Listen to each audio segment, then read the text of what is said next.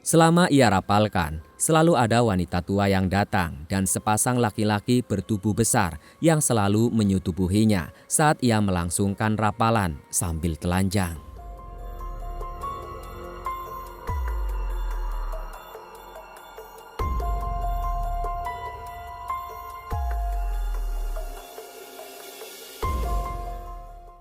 Assalamualaikum Sobat HCR.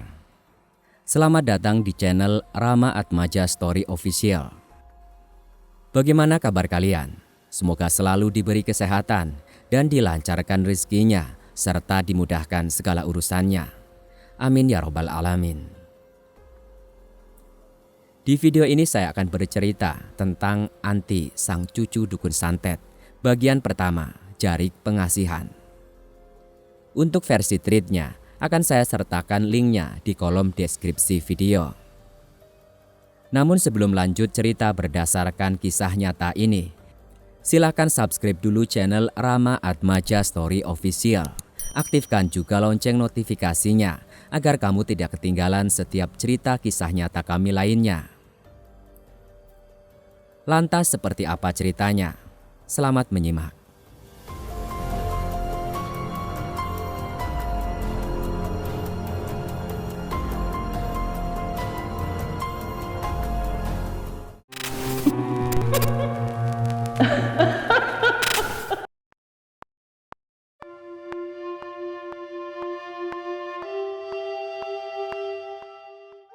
Anti merupakan anak ketiga dari 3 bersaudara. Ia tinggal di daerah pegunungan di desa X yang sekiranya 40 menit dari pusat kota. Intinya di kaki sebuah gunung. Dulu ia sangat pendiam, jarang bergaul dan tidak terlalu suka keramaian. Untuk di luar lingkungan dia biasa saja, tapi kalau masuk lingkup desa jarang punya teman, bisa dihitung dengan jari.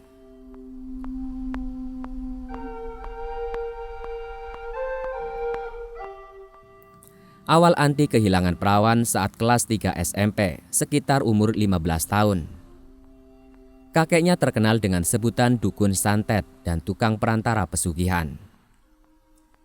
Saat Anti berusia 15 tahun menjelang masuk SMA, ia iseng-iseng masuk ruang kerja sang kakek dan ia menemukan kain jarik bertuliskan rapalan-rapalan Jawa yang ternyata itu mantra pengasihan. Lalu ia tanya sang kakek dan beliau menjelaskan tanpa rasa ragu. Jadi isi mantra itu intinya untuk meluluhkan lawan jenis. Tapi sebelum melakukannya harus puasa dulu 3 hari dan merapalkan mantra jam 12 malam di tengah kegelapan tanpa busana. Dan yang terpenting harus tahu weton orang yang dituju. Awalnya Anti cuma penasaran saja dan tidak mau melakukannya. Mendengar syaratnya saja sudah ngeri.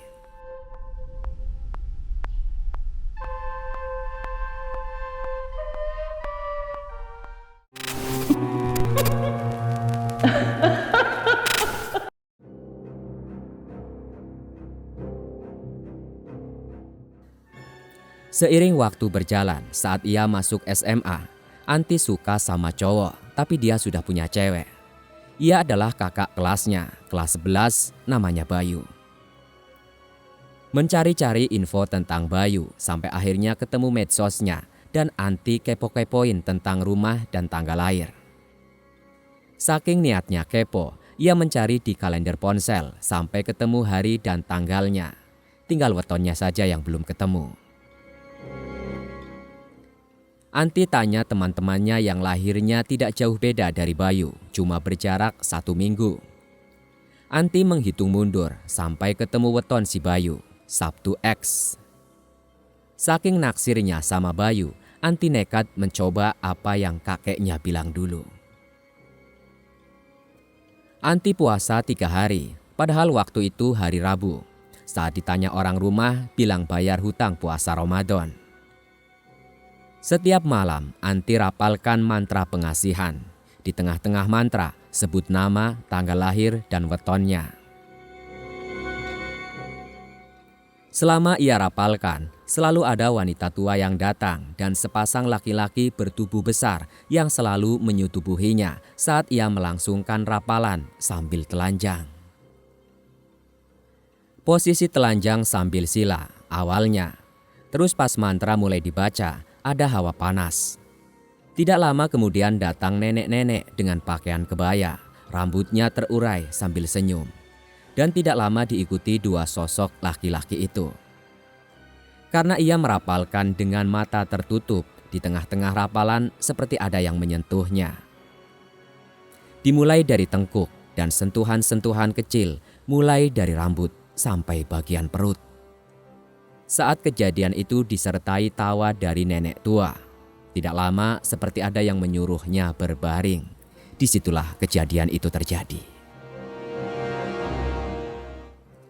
Kalau kata kakeknya, katanya ini semacam perjanjian. Jadi kita minta tolong sama mereka dan mereka minta imbalan. 3 hari Anti lalui dengan hal yang sama. Awalnya ia pikir tidak berhasil dan kakek bohong soal hal-hal seperti ini.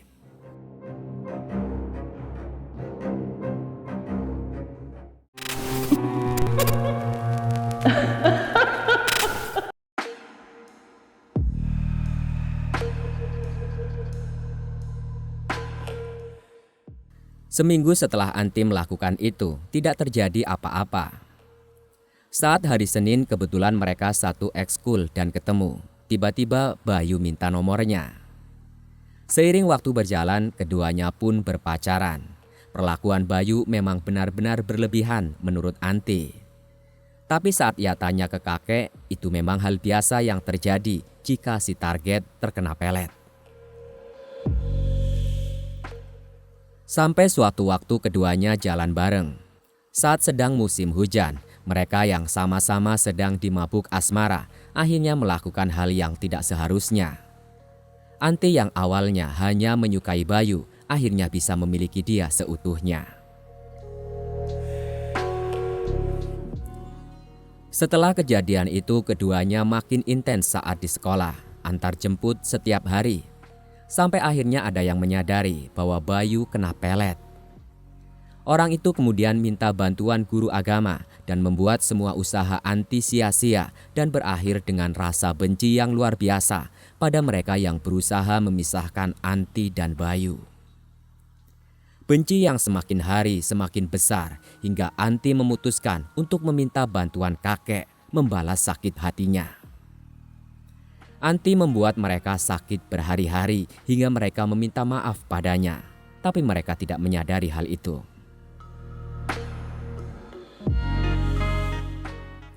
Sejak saat itu Anti memutuskan pindah sekolah karena di sekolah itu ia dijuluki Ratu Pelet. Namun tidak jadi karena ada pekerjaan di kota es menggantikan Bibi di rumah makan karena posisinya yang sedang hamil.